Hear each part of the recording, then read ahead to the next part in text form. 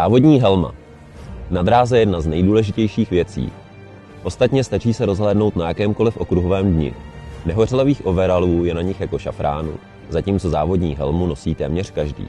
Není divu, ke splanutí příliš často nedochází, zatímco auto na střeše již viděl téměř každý. Závodní helma proto velmi často stojí mezi životem a smrtí. Tomu odpovídá i její cena, začínající v řádech tisíců a končící v řádech milionů. Nezřídka může být ozdobena i diamantem, tak jak předvedli Lewis Hamilton a Jenson Button během loňské velké ceny Monaka. Závodní helmy mohou mít velmi často také neobvyklý tvar, tak jako ta, na které sedím. Celý svět ji zná jako Mini Cooper S Coupé, přičemž mezi závodní doplňky ji řadí především neobvyklý tvar střechy. Díky tomu interiér přišel o 2 sedadla. Ovšem mnohem podstatnější je fakt, že kupátko vychází z verze kabriolet. Přišlo o určitou část torzní tuhosti, což se projevuje především na poněkud měkčím naladění podvozku. Díky tomu jsme se vypravili sem, do Motorlandu Bělá, abychom prověřili jeho jízdní vlastnosti. Tak jdeme na to.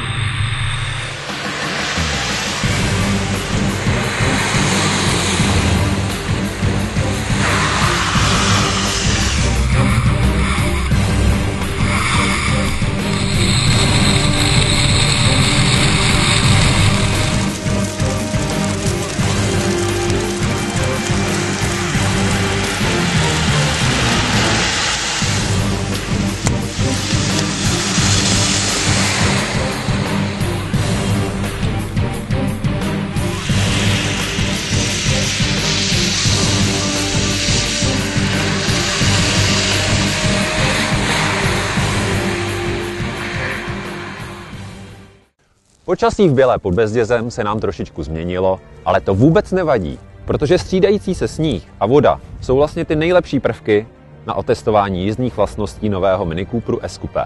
A můžu vám říct, změkčilost jsem v žádném případě nezaznamenal. Auto je naprosto perfektní v jakémkoliv počasí. Ať už svítí sluníčko, nebo právě sněží.